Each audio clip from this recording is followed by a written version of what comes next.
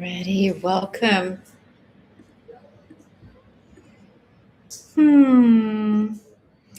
Leave a comment if you're watching this. Let me know where in the world you are. And if you've been here before, if you've been with me live, hello, friend. We're in a new space today. And yeah, this is such a, hey, it's such a timely topic.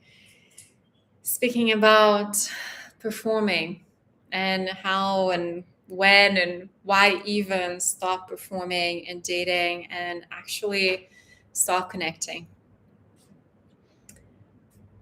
Before anything, like why does it matter? Why does it matter if you are performing and dating or if you are connecting? Take a moment to consider. And why do we even date, right? We are dating because we want to share love, we want to feel love, we want to experience love, we want to experience connection. So when we perform to gain that, we lose from the get-go the very thing that we're trying to get. Like we just throw it out of the window. It's like, okay, I'm here to connect, but you know what?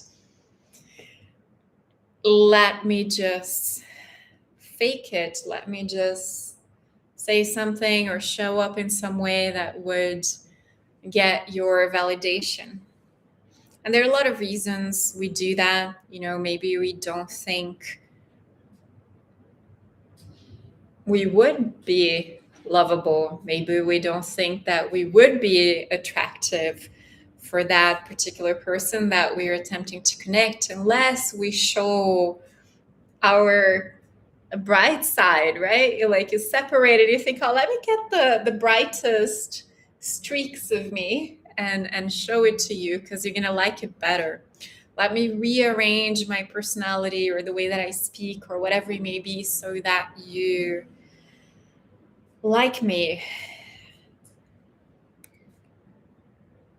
Most often because there is a missing liking in ourselves. There is another layer of loving and appreciating that we could bring to the table to really just trust that we can be here and that we can connect without having to grab attention or perform or sell my background, to sell my lovability.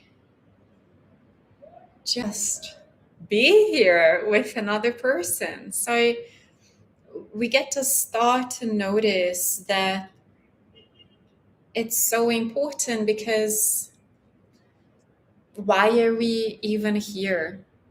Why even do it? Why even get on a dating app? Why even open your phone? Why even show up for a date if it's not to connect?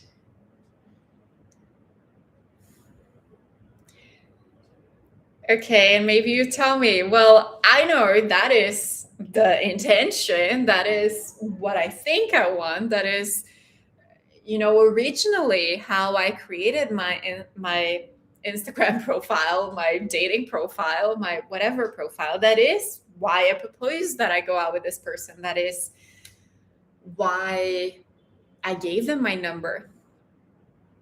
And at some point, it goes out of the window. At some point, the performance starts. At some point, we start to grasp and we start to hold on and we start to manipulate reality. Why do we do that? When is the moment? Like, when is the time, the precise time that we throw connection out of the window and we're like, okay, let me put on a show here? When do we do that? Any guesses?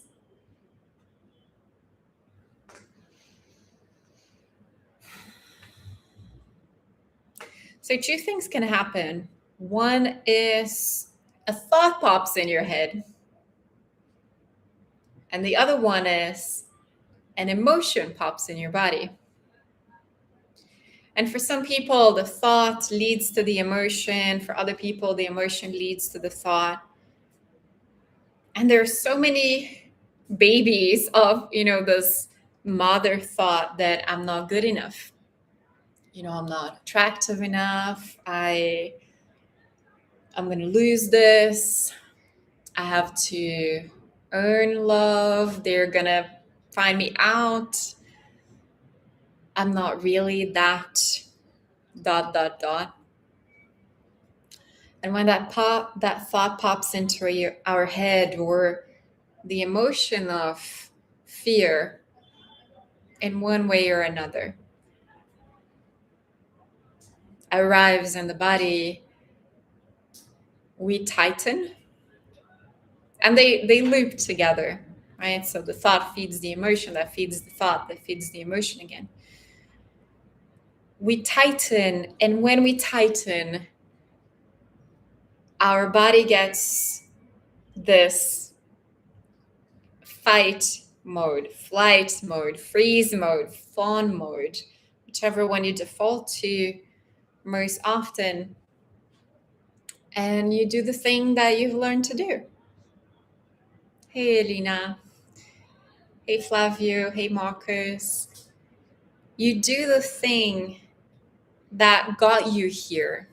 You could call your winning formula your way of being in the world that allowed for you to gain followers, gain affection, gain a job. There are ways that we learned that if we show up, people stick around. So you might be more lively than you normally are, or than you are feeling in that particular moment, in that particular day. You might try and show how smart you are, how funny you are. Do you know which one that is for you? Do you know what is your winning persona? Do you know what is the thing that you do to win affection? Because it's also really helpful not just to notice, oh, I had the thought or some variation that I'm not enough, or I had the feeling of fear and I tighten, right? Like there's so many points that we could pause ourselves in, but we could also pause ourselves in when we notice that side of us showing.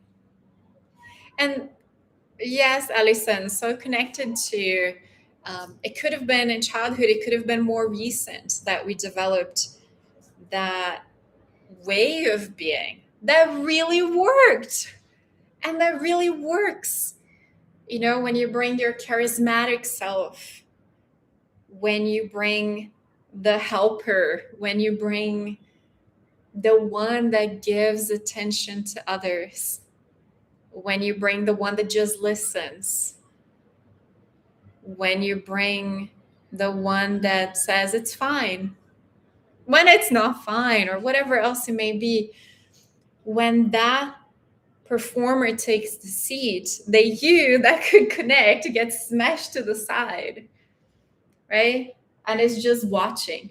Have you ever caught yourself just watching yourself perform? You're like, what am I doing? Oh my God, there I go again. And then you're totally in your head and not like kind of disconnected from your body. So if you just got in this call right now, it's so good to be with you. Thank you for being here. We're actually even considering why would we not perform, Eloa? It got me here. It gets me places. It gets people to invite me out. It gets people to say they want to be with me. It's not safe to be the other one. It's not safe to connect. That is the subconscious message that we have. It's not safe to connect because it's unknown. It's unknown territory. And the truth is, connecting is always unknown territory. you might be really good at connecting. You might have done it over and over and over and over again, in which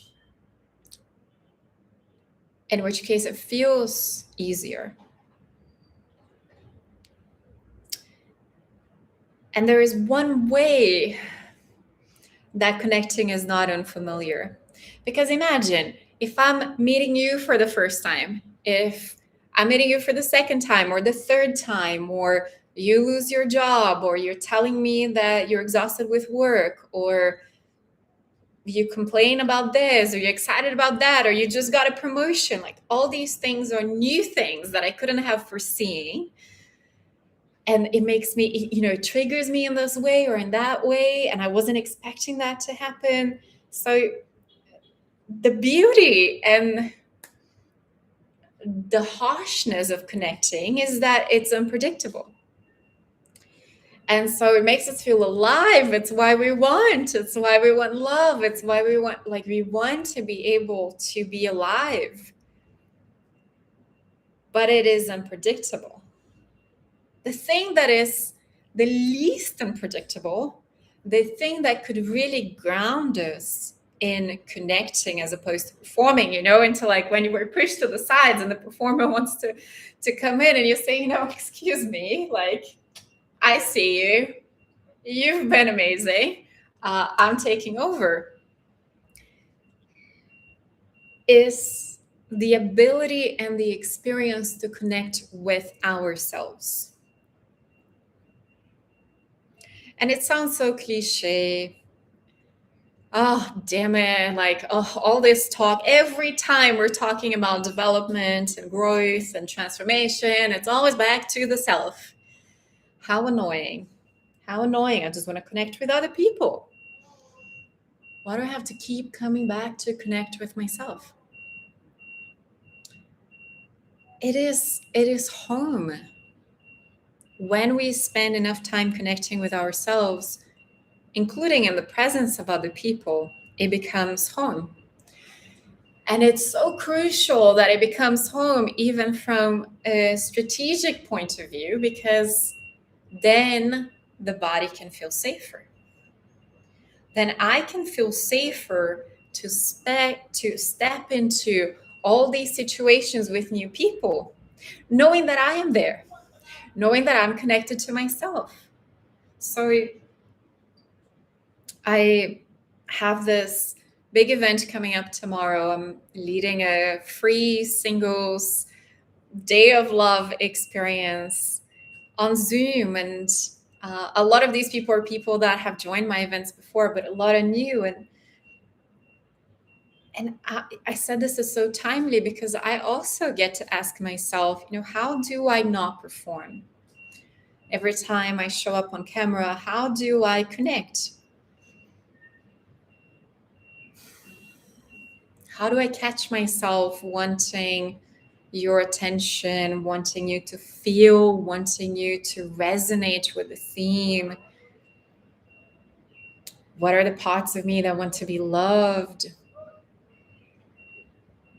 And how do I keep coming back to my body, the sensation of my feet on the floor? Because that practice allows for me to be with you. Because if there is some sort of familiarity, then it's not so scary. If there is some sort of, I've been here before, even if I haven't been here before, even if I haven't been with you before, I have been me before. I have been in the space of growth before. I have breathed with me. I have felt with me. I have surrendered with me in my body. To be the available and agreeable one, to avoid being compared to their exes. Yeah, I have such respect for each and every one of you that, just like you, Allison, come connect and come share vulnerably. And you're just demonstrating what it looks like.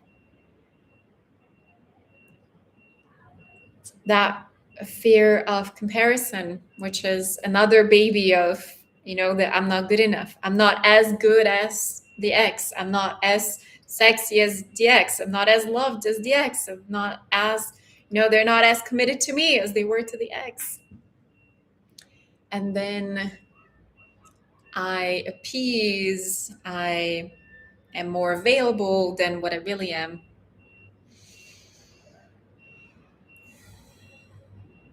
So I'm going to wrap this conversation now, but I'm curious, what is one thing that feels true to you as we spend this little bit of time together? Is there a thought that stands out? Is that something that you do that stands out? Just so that you can integrate that with you. So again, it's not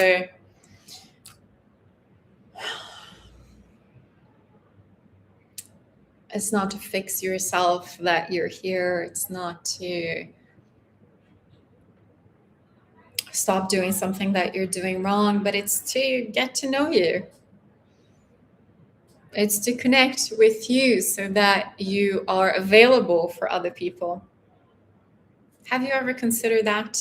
Maybe I'm going to end on this thought. Have you ever considered that when we're not available to other people, when we're not emotionally available, it's because we're not even available to ourselves. Right? The person that is available, they can be with them and more. Like, I can hold capacity to be with me, and now I can be with you, and now I can be with you too. And we test and we dance, and sometimes in relationship we notice, oh my God, I actually don't have capacity to be with these feelings that are coming up for me. So let me go to therapy, let me go to my coach, let me go to my journal, let me go to my practices so that I can be more with me, so that I can be with you. Because if I'm not being with me, there is no way that I'm being with you. It's the performer taking over that is with you. I love being here. I've loved this conversation today. Tomorrow, we do not have a conversation because like 1 hour after, right? So we started 15 minutes ago, 17 minutes ago at the same time, but 1 hour later, I'm doing the connection games globally for singles. If you haven't registered yet, you're very welcome to go to my profile. You're going to see the link there. And it's completely free. It's a gift. I feel so honored to have been doing this work for a long time. And I'm excited to see your faces, right? Because we get to really connect on a micro level here through texting, through me talking. But this is an opportunity for you to get to know me a little bit better, but also to get to know a whole bunch of other people that are on the same journey as you are, in a very playful, I don't know, in a miraculous way, I almost would say. These games are a gift to the world, really, and a compilation of work from so many people from around the world. I love all parts of myself and use my sovereignty in relationships. I love that affirmation, that incantation, if you're saying it with your full body, Allison. Thank you for sharing. Thank you for being here. And if you're not joining us tomorrow for the Day of Love, then I will see you on the 15th right here at the same time. And we'll be talking about your type and how that's actually an inner critic script. And perhaps not. Perhaps you don't have a type. Love you all. I will see many of you, literally see many of you tomorrow. Again, the link is in the profile. And thank you for being here. Thank you for doing the work.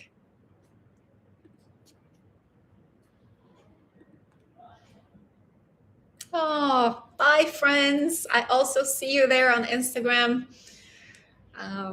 You can find the replays to this. If you just landed on this page, you can